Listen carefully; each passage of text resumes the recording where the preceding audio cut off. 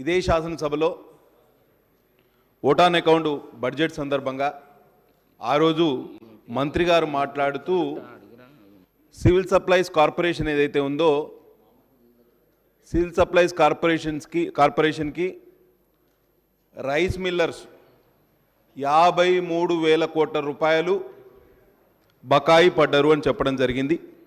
ఇప్పుడు బడ్జెట్ ప్రసంగంలో మంత్రి గారు మాట్లాడుతూ 3,000 కోట్ల రూపాయల రికవరీ కోసం ప్రయత్నం చేస్తున్నామని చెప్పారు. నాకు ఈ అంకెల గారడి ఏందో అర్థం కాలేదు. అప్పుడేమో 53,000 కోట్లు ఎట్లయితాయి, ఇప్పుడు 3,000 కోట్లు ఎట్లయితాయి, మధ్యలో జరిగిన మతలబ్ ఏందనేది కూడా అందరికీ తెలవాల్సిన అవసరం ఉంది. కాబట్టి మంత్రి గారు రిప్లై ఇచ్చేటప్పుడు దీనికి క్లారిఫికేషన్ ఇవ్వవలసిందిగా కోరుతూ డైరెక్ట్గా irrigation and command area development పద్దు మీద మాట్లాడదలుచుకున్నా.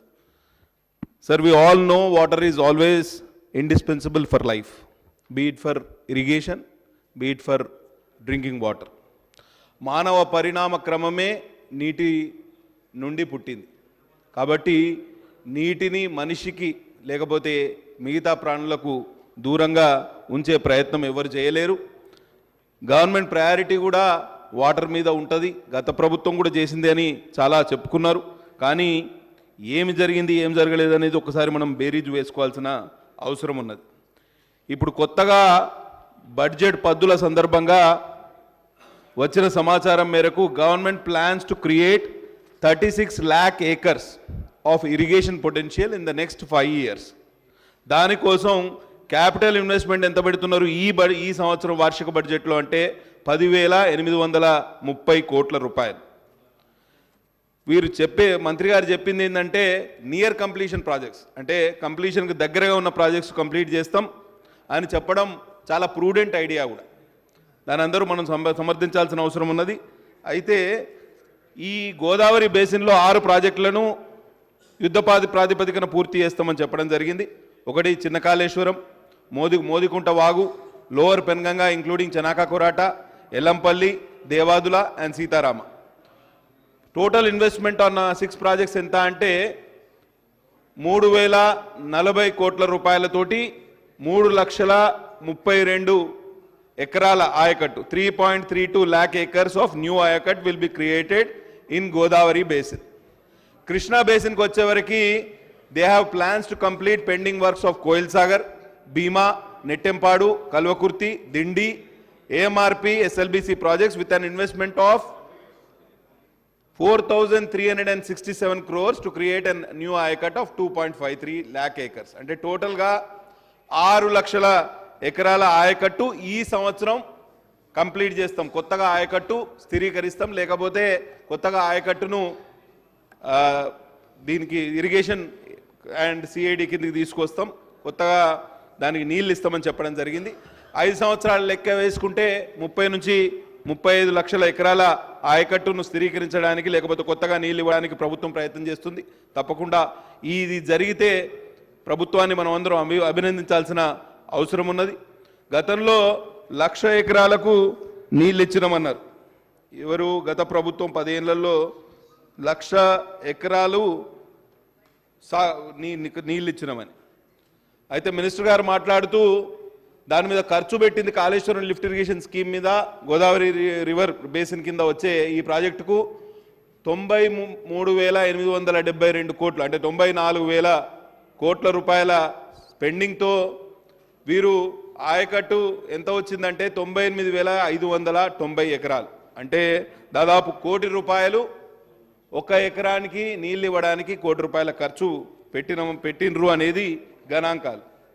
నేను చెప్పేది ఏంటంటే గతంలో బీఆర్ఎస్ అధికారంలో ఉన్నన్ని రోజులు పెద్ద కాళేశ్వరం, ఇప్పుడు కొత్తగా చిన్న కాళేశ్వరం అంటే ముక్తేశ్వరం లిఫ్ట్ ఇరిగేషన్ స్కీమ్ గురించి వింటున్నాం. అంటే ఎవరు అధికారంలోకి వచ్చినా ఆ కాళేశ్వరం పదం నుంచి మనం ఇంకా దూరం జరగలేకపోతున్నాం. దానికి కారణం ఏందో కూడా మనం తెలుసుకోవాలి. ఎప్పుడు చీఫ్ మినిస్టర్ గారు ఆఫీస్కి పోయినా నల్గొండ, ఖమ్మం నాయకులే కనిపిస్తారు. మాకు ఒకటే రంది, ఉత్తర తెలంగాణలో రంది అంట భయం ఏంటంటే మొత్తం నల్గొండ, ఖమ్మంకే నిధులు పోతే మరి మా వెనకబడ్డ ప్రాంతాల పరిస్థితి ఏంది అనేది మాకు అప్పుడప్పుడు భయం వేస్తుంది. అయితే దీని నుంచి కూడా ఇవాళ ప్రధానమంత్రి కిసాన్ సించాయి యోజన కింద కేంద్రం నిన్ననే ఒక సమాచారం ఇచ్చింది రాజ్యసభలో మాట్లాడుతూ. Union Minister for Jal Shakti, Sri Gajendra Singh Shekhawat ji, in a written statement on Monday, told Rajya Sabha that 4.1 lakh hectares of irrigation potential was created so far under 11 ongoing medium and major and medium irrigation projects in Telangana under Pradhan Mantri Kisan Sinchai Yojana Accelerated Irrigation Benefit Program. Deentlo two major irrigation projects, Evaithe Chinna Kaleshwaram, Kadem Gudem lift irrigation project along with 3 medium irrigation. Chanaka Korata, Chautpalli Hanumantareddy lift irrigation scheme and Modikunta Vaguku technical advisory committee అనుమతి ఇచ్చింది. ఈ 5 ప్రాజెక్టుల irrigation potential వచ్చి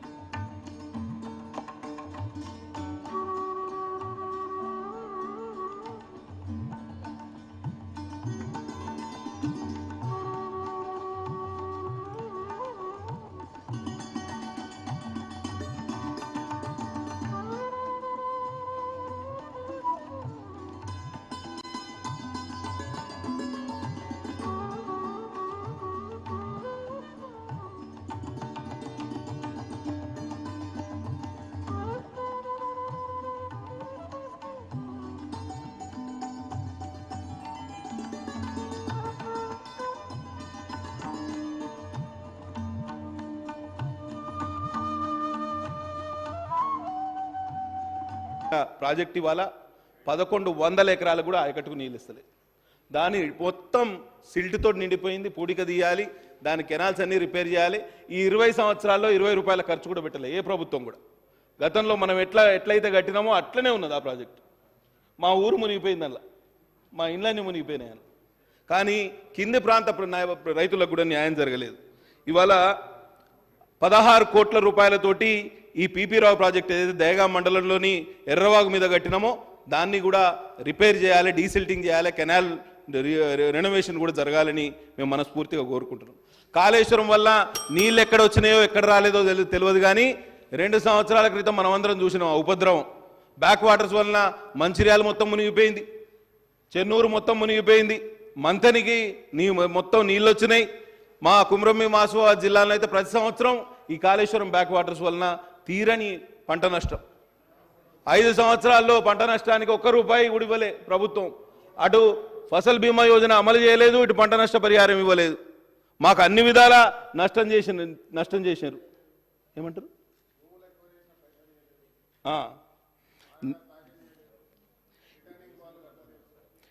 నేను ఒక్కటే కోరుతున్నా మంత్రి గారిని, మీకు ఈ ప్రాంతం మీద పూర్తి అవగాహన ఉన్నది. ఇరిగేషన్ మంత్రి వర్యులకి గతంలో తుమ్మిడిహెట్టి ప్రాంతానికి కూడా వచ్చిండ్రు, వారు అక్కడ సారాన్ని సమర్పించారు. నీళ్లు తుమ్మిడిహెట్టి వద్ద నీళ్లు లేవు అని ఎవరైనా చెప్తే అంతకన్నా అన్యాయం ఇంకోటి ఉండదు. ఈ సంవత్సరం ఇప్పటికే 300 టీఎంసీలు ఆ తుమ్మిడిహెట్టి వద్ద దగ్గర నుంచి కింద కాళేశ్వరం వరకు పోయినాయి. 300 టీఎంసీలు. ఒక సంవత్సరం అయితే 7 సంవత్సరాల క్రితం ఒక సంవత్సరం విపరీతంగా వరదలు వస్తే 3000 టీఎంసీల నీళ్లు కూడా అక్కడ ఉండే. ఎవరైనా ఇక్కడ తుమ్మిడిహెట్టి దగ్గర నీళ్లు లేవు అని అంటే కేవలం అది మోసపూరితమైన ఆలోచన తప్పించి దాంట్లో నిజాయితీ లేదు అని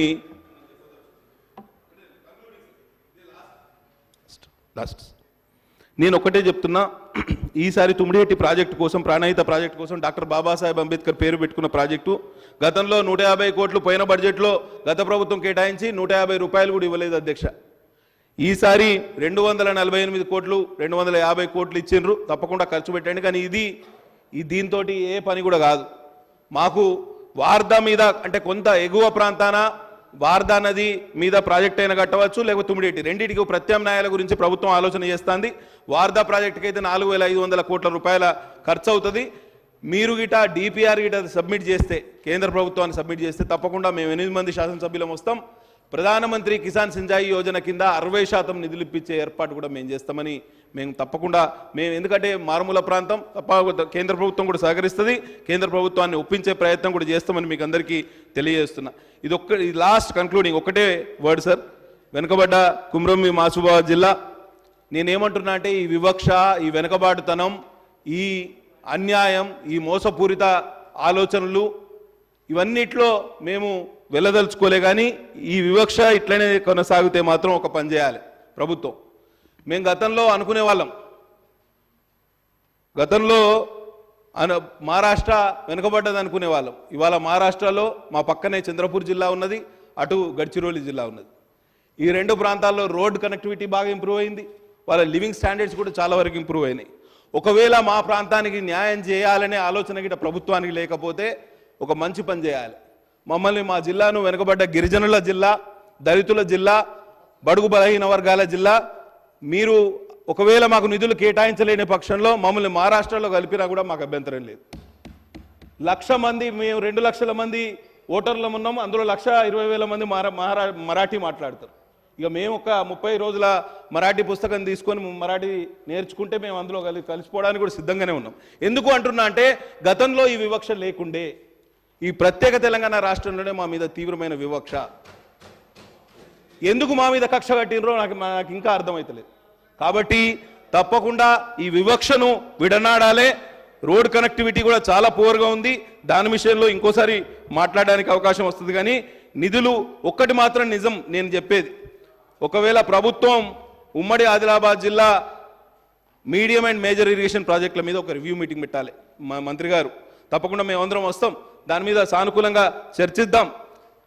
ఒక అడుగు ముందుకేసి నేను కోరేది అంటే ప్రభుత్వాన్ని ఒక హౌస్ కమిటీ వేయండి, వెనుకబడ్డ ప్రాంతాల అభివృద్ధి కోసం, అధ్యయనం కోసం, అసలు పరిష్కార మార్గాలను సూచించడానికి ఒక హౌస్ కమిటీ వేస్తే, మా దగ్గర నుంచి మొదలు పెడితే ప్రాణహిత పరివాహక నుంచి మొదలు పెడితే గోదావరి పరివాహక ప్రాంతం, ఖమ్మంలోని, మహబూబాబాద్లోని వెనుకబడ్డ ప్రాంతాల అభివృద్ధి కోసం కూడా పరిష్కార మార్గాలు సూచించడానికి ఒక అవకాశం వస్తుంది. కాబట్టి తప్పకుండా ఈ హౌస్ కమిటీ విజ్ఞప్తిని ప్రభుత్వం పరిశీలించాలని కోరుతూ నేను సెలవు తీసుకుంటున్నా. ధన్యవాదాలు అధ్యక్ష. అట్లనే ఒక్కటే last minute sir, forest clearances కూడా చాలా జటిలంగా తయారైనాయి. ఫారెస్ట్ మినిస్టర్ గారు ఇంతకుముందు ఇక్కడే ఉండే, మా ఫారెస్ట్ మిటిగేషన్ మెజర్స్ కోసం రోడ్లకి 12 కోట్ల రూపాయలు ప్రభుత్వం డిపాజిట్ చేయాలి. ఆ డిపాజిట్ చేయక మా జిల్లాలో మొత్తం అటవీ ప్రాంతం అన్నిటికీ ఫారెస్ట్ క్లియరెన్సెస్ కావాలి. ఇక్కడ ఇన్ఛార్జ్ మంత్రివర్యులు ఇక్కడనే ఉన్నారు. కాబట్టి దయచేసి ఈ 12 కోట్ల నిధులు కూడా సర్దుబాటు చేయవలసిందిగా విజ్ఞప్తి చేస్తూ సెలవు తీసుకుంటున్నా.